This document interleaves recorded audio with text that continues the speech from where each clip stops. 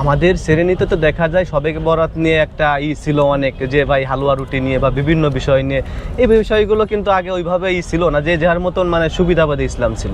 মানুষ ইসলাম নিয়ে ওইভাবে চর্চাও করে নাই বা গবেষণাও করে নাই, যার কারণে কি হয়েছে কি, ইসলাম কেউ একজন বলছে যে এটা করলে ভালো হয়, সে করছে হুজুরের মতো করে চলছে, যে না অমুক হুজুর বলছে যে মানে আমরা কেউ কি নিজেকে অন্যের পর ধাপিত করতে পারছি ভালোবাসি। মানে একজন বলছে যে, ও বলছে যে তুমি এটা করলে মাফ হয়ে যাবে, যেমন আমরা বলি না যে 1000 টাকা দান করলে সে জান্নাতের টিকিট, তা আমরা এরকম বলছে যে রমজান আসলে এটা বেশি বেশি খাওয়াইতে হবে, করতে হবে, পেট পূজারির মতন এই অবস্থা। মানে আমরা ওইভাবে চলছি, কিন্তু এখনই করছে যে মানে বিশেষ করে গবেষণামূলক হচ্ছে, আলেম কেন্দ্রিকই হচ্ছে, বা বিশেষ করে মানে এটা নিয়ে স্কলারগুলো বেশি গবেষণা করতে, যার কারণে আমরা সঠিক যেগুলো জানতে পারতেছি। এটা আহমদুল্লাহ আগে থেকে এটা ব্যাপক করা রমজান প্ল্যানার, এটা অনেক থেকে আসছে, 25-এ সংস্কার হয়েছে। মানে আমাদের এটার কাজ হলো কোন, যে আমি একজন মুমিন কীভাবে আমল করতেছি, এটা বিষয়টা হলো কোন কি আপনার এখানে করে দেওয়া, যে আমি এই আমলটা করতেছি দৈনন্দিন আমল। আমাদের একটা টিক চিহ্ন আছে না বাচ্চারা, যেমন আমি এতবার লিখছি হাতের কাজের মতন, এখানে আমি জোহরের ফজরের আমার যে ফজরের পর যে আমলগুলো আছে আমলগুলো করতেছি, সামনের আমলগুলো করছি পেন্সিলের টিক দিয়ে রাখলাম, জোহরের পর আমলগুলো করছি একটা টিক দিয়ে রাখলাম।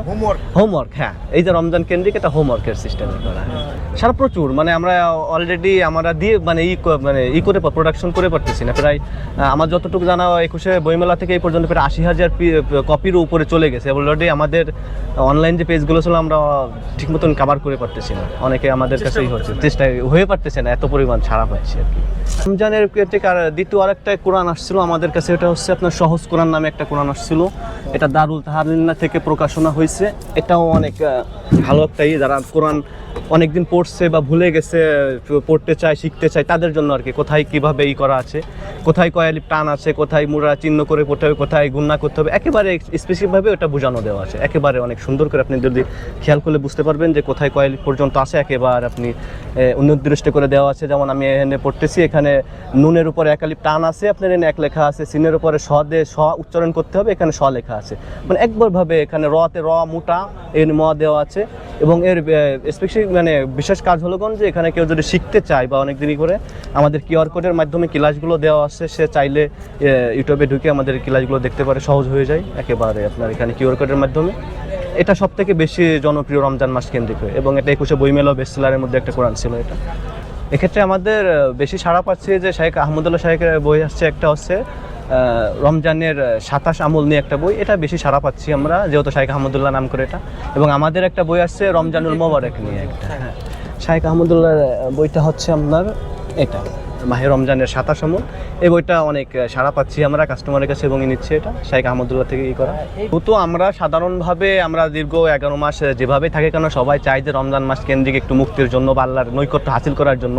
তো এটা যেহেতু রমজানের আমল সম্পর্কে, এবং এটা সুনির্দিষ্টভাবে এবং কিভাবে সহজে আমল করা যায় এবং মুক্তির দিকে আগানো যায়, সেই দিক নিয়ে বেশি বইটার দিকে উল্লেখিত, এই জন্য বেশি মানুষের কাছে পছন্দনীয় হচ্ছে। এটা হচ্ছে হুজুরের বইগুলো সাধারণভাবে নির্ধারিত মূল্যে করা হয়, এবং যেহেতু এবং সবথেকে উন্নত গ্যালাক্সি পেপার বলে, জার্মান গ্যালাক্সি পেপার, এটা দিয়ে করা হয়। এর পৃষ্ঠা আসলে আছে 48 পৃষ্ঠা, এবং সেটার মূল্য করা হয়েছে 65 টাকা। একেবারে করা গ্যালাক্সি আর্ট পেপারের কাগজ, একেবারে আপনার 100 গ্রাম যেটা বলে একেবারে। এখানে আরেকটা ছিল যে রমজানুল মোবারক নিয়ে একটা বই ছিল এখানে, এটাও অনেক সারা যাচ্ছে। রোজার যেহেতু মানে কীভাবে রমজানের ফজিলত করা যায়, ইতিকাফ বিষয় নিয়ে পুরো একেবারে রহমত মাগফিরাত নাজাত নিয়ে একেবারে আলাদা আলাদা করা ছিল। বিশেষ করে রমজানের ফজিলতগুলো নিয়ে যত হাদিসগুলো আছে, রমজান কেন আমরা রোজা রাখবো বা কেন আমরা আল্লাহর দিকে ধাপিত হব, এই বিষয়গুলো নিয়ে, বা ইতিকাফের সামনে যে আমাদের পবিত্র আমরা খুঁজছি, সবে বরাতটা খুঁজতে থেকে বা আমরা কীভাবে করি, একেবারে আপনার পাই টু পাইভাবে লিপিবদ্ধ করা আছে। সবে বরাত, সবে মেরাজ, সবে কদর, সবচেয়ে সামনে যেটা আসতেছে লাইলাতুল কদর নিয়ে, এভাবে বিস্তারিত যে এটা 1000 মাসের সমান যে একটা আমাদের মাস, বা এরকম একদমভাবে সুন্দরভাবে উপস্থাপন করা আছে। এই জন্য রাসূল সাল্লাল্লাহু আলাইহি ওয়াসাল্লাম কিন্তু আপনাকে যখন ওই যে বলছিল ওয়াফাতের আগে, যে আমি তোমাদের মাঝে দুটি জিনিস রেখে যাচ্ছি, এবং কোরআন এবং সুন্নাহ, এই দুইটা জিনিস যদি কেউ আঁকড়ে ধরতে পারে তার জন্যই যথেষ্ট হয়ে যাবে নাজাতের জন্য। এই দুইটা জিনিস কিন্তু আমাদেরকে, আমরা প্রথমে দেখবো কোরআন না পেলে সুন্নাহ না পেলে খলিফা যারা ছিল সাহাবাদের দিকে, আমরা এইভাবে দেখতে পারবো। মানে কারো কথা থেকে আমরা নেবো না যে অমুক বলছে, অমুক হুজুর, সেরকম আমরা নেবো না। এই করলাম আরিফ বিন হাবিব সাহেবের মেম্বারের আমন্ত্রণ, এটা কিন্তু এক করে 8টা পর্যন্ত আছে। আর আরিফ বিন হাবিব সাহেব কিন্তু আমরা সবাই চিনি যে উনি বিষয়ভিত্তিক রেফার ছাড়া উনি কোনো হাদিস বা বলেন না। এটা করতে করতে 1 থেকে 8 পর্যন্ত এবার আপনার করে 8 খণ্ডটা আপনার এই রমজান কেন্দ্রিক হয়েছে, 8 নম্বর খণ্ডটা আসছে।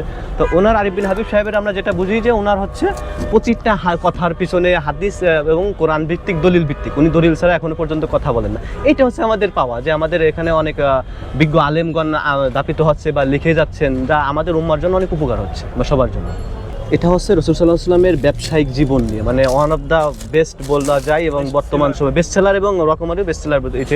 এটা হচ্ছে এতটা সারা জাগানো বই যে মানে রাসূল সাল্লাল্লাহু আলাইহি ওয়াসাল্লাম কীভাবে ব্যবসা করতেন, ব্যবসা পদ্ধতি নিয়ে কীভাবে ছিল, একেবারে পাই টু পাই একেবারে রাসূলের ব্যবসা নিয়ে লেখা, এবং অনেক সারা বইটা অনেক ব্যাপক, এবং অনেকেই এটা নিয়ে স্কলাররা সাজেস্ট করছেন, বিশেষ করে আবু তাহের মোহাম্মদ আদনান সহ যারা আছে হুজুরা, ওনারা সাজেস্ট করছে এই বইটা পড়ার জন্য।